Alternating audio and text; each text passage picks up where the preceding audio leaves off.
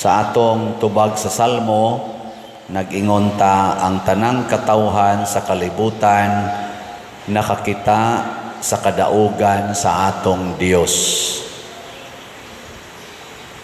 Kanus aman nakita ang kadaugan sa atong Dios sa dihang natawo ang bata.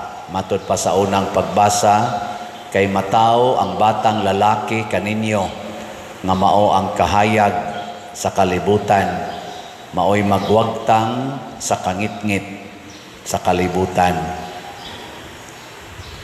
So kana diayng bata mga igsoon, mao nay signal nga midaog ang Ginoo dinhis kalibutan. Sige, lingiyay mong tupad ing na midaog ang Ginoo sa inyong balay. Midaog. Ang nakaapan kay ang yawa purting paningkamot na mapildi niya ang Ginoo. Ug unsa may gibuhat sa yawa, iyang sugdan ang bata pagpatay samtang naa pa sa huna-huna sa ginikanan or sa mga potential parents. Patyo ng daan sa huna-huna. Ano lang akong kaslonon, ako dayong pangutanon, pila kabuk anak inyong gusto. And then, duha pa der. Nako, gustos Ginoo, 12 kabuk inyong anak. Uy, ayaw pa der, uy, ayaw. Awana, gipatay na niya ang ikatulo, ngadtos ika-12. Sa huna-huna pa lang. Kamo, wa mo anang huna-huna na daghan kay ninyo dinhi biktima ana mga Herodes sa bag-ong panahon. Patyon ang bata. Kay nga naman, hulga sa iyang gingharian din hisyuta.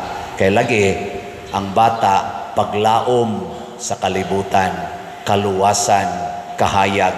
Nya kay ang yawa, kangit-ngit man, tudluan tas yawa, patya ng bata. Nya kung maabot yung bata diristiyan sa inahan, unsa may gamiton pagpatay karong panahona? Unsa man? Abortion. So kung di gyud mamatay sa huna-huna, aripatyon sa tiyan.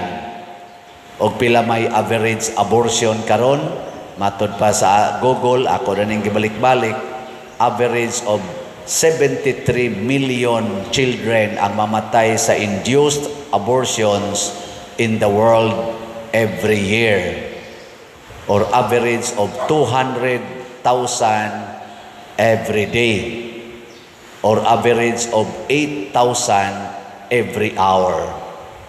Suna nga na, ang paglaom sa kalibutan, gipatay na siyawa, abortion. Tutukan man ko ninyo. Karon bitaw, magtanaw ko sa upabang ko kamisa dito Santo Niño. 2 years naman kong wa kamisa dito. Wa na ko ka-update kaayo, no? Ila kong itagaag misa ugma alas 2 kunos hapon, Thanksgiving. Ako lang sa gidawat. Unya kaning tanaw ko sa Facebook, lahi naman karon. Sa una akong makitaan katong last na kong misa, kamot pa man kasagaran sa tao, iisa kanamo maluoy kaunta kanimo nangilaba. Karon daghan naman kaayo nga image naman ni Santo Niño ang iisa, kanamo maluoy kaunta kanamo nangilaba. Image, dili na kaayo mga kamot. Unsa man na, nindot na dili. Mga imahin bang Santo Niño ba mo ilang iana-ana? Nindot na dili. Purting nindota.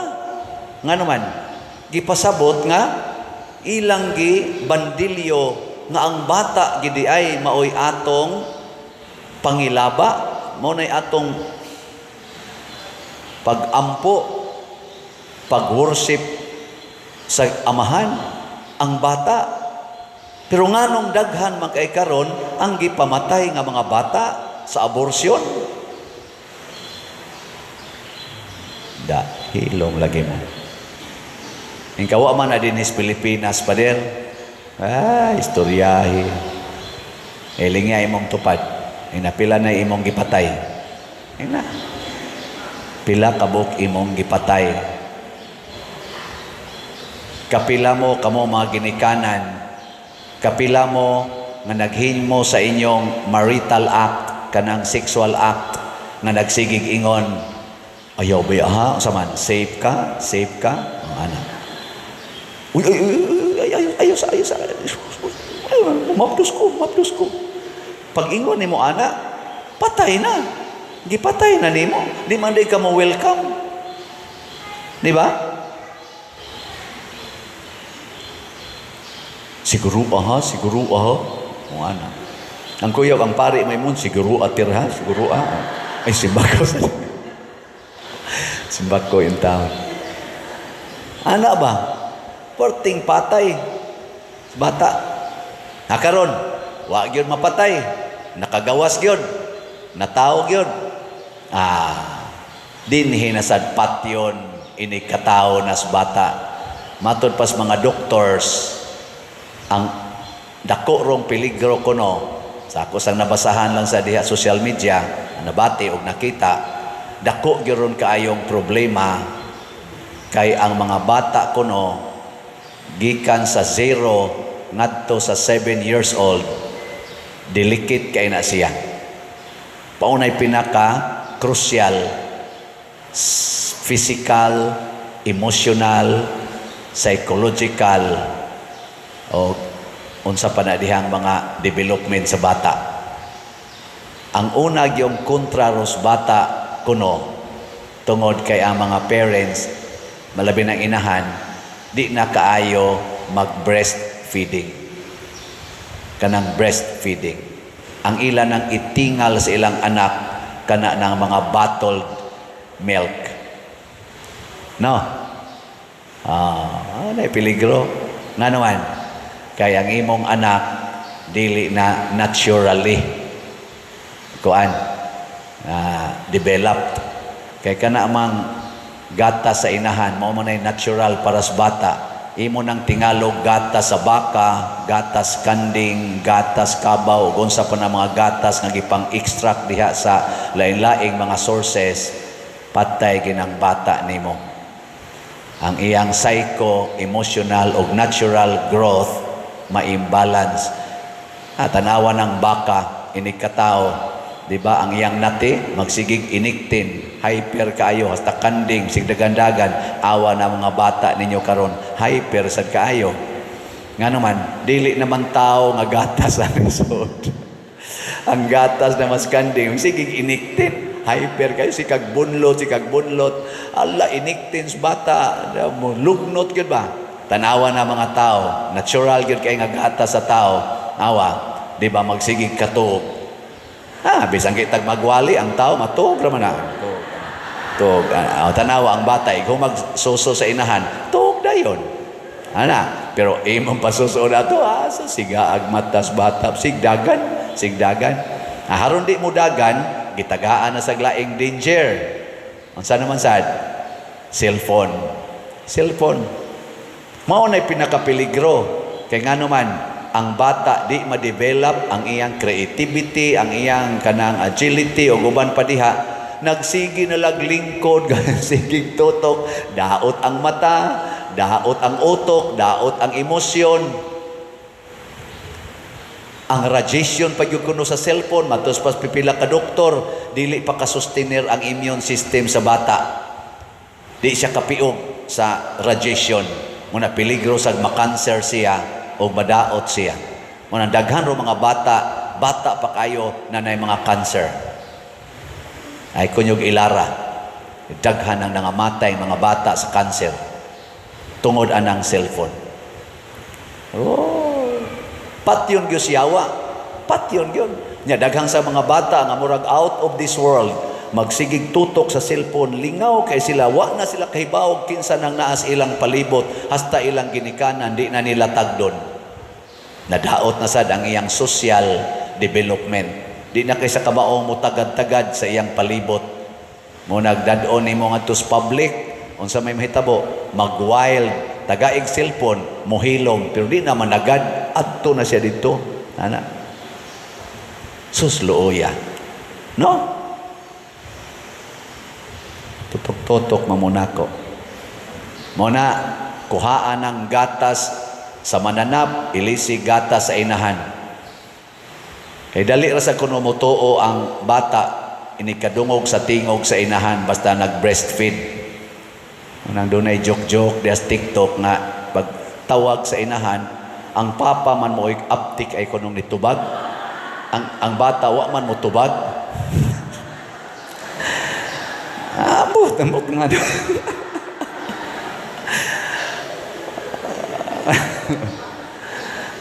Breastfeed. Iking kuno yung papa, itawag sa mama. Ang bata kasi lang duwa cellphone, wa gyud maigking. Mao kuno na resulta sa breastfeeding or lack of breastfeeding. Ano? So, unsa naman sa isunod? Diri na sa tapat yon sa atong environment. Unsa may mga knowledge, wisdom nga gihatag sa kalibutan karon aron maoy pangandoyon sa tao. Unsa man? Una gyud kwarta, sunod gahom, sunod honor. Kaning tulo mao gini ang gipangandoy. Kwarta, millions, billions. Ana, mao na gipangandoy karon. Mao beta tong giingon to dito sa may LA kuno nga, this is a godless town. Kay nada sila yung mga millions and billions sa ilang kamot. Mga bilyonaryo na sila. So we need no God. Godless town. Mao na ron. Lingay mong tupad. Yung na kay millions. Na kay millions. Kay giguba gyud sa yawa. Sige, unsa may atong buhaton para mahimot ang madaogon batok sa yawa. Sugdi pagbuntog ang yawa diri sa hunahuna. Batuni ang hunahuna sa usa ka bata. Matud pa ni Jesus, unless you become like little children, you cannot enter the kingdom of God. Ug unsa may hunahuna sa bata, purity. Pailha ang bata kanang inyong mga anak, gagmay dagko, tudloi, our real Father is God the Father. And our true place is the church, the temple. Maunay tinuod nga lugar nga atong adtoon. Dili ang mga malls, dili ang mga beaches, dili ang mga man-made wonders in the world, kung dili ang simbahan. Muna si Kristo, 12 anyos pa lang, gusto na siyang adto magpuyo sa balay siyang amahan. Gipangita siya sa mahal nga birhen, porting pangita, didto siya nakit-i sa simbahan og niingon pagani siya, nganong nangita pa man mo nako, nga anhira man gyud kos balay sa akong amahan. Kinsa may gatudlo niya ni ana, samtang nagtubo si Jesus, gitudloan ni Jose og ni Maria, way kwarta nga gitudlo. Mo nang niingon sad si Jesus, bulahan kamong mga kabos, kay ang iyang papag mama kabos apan balaan og bulahan sa tanang mga babay. Ana, pagsigtudlo anang paningkamot anang kwarta. Ug naa may kwarta, ipanghatag sa na. Matud pa ni Jesus, ipanghatag ang tanan ngadtos nanginahanglan, ngadtos mga kabos. Ana na siya, maunay kaluwasan, maunay kalambuan sa kalibutan, nga gi-magnify ni Santo Niño. Sa atong ikaduhang pagbasa, niingon diri, gipili na ta sa Ginoo aron maiya ug mabalaan pinaagi ni Kristo. Unsaon pagkabalaan? Hala, balik sa imong pagkabata. Pagkabata. Isalikway ang tanang pamaagi siyawa. So sugdan sa una-una, welcome children.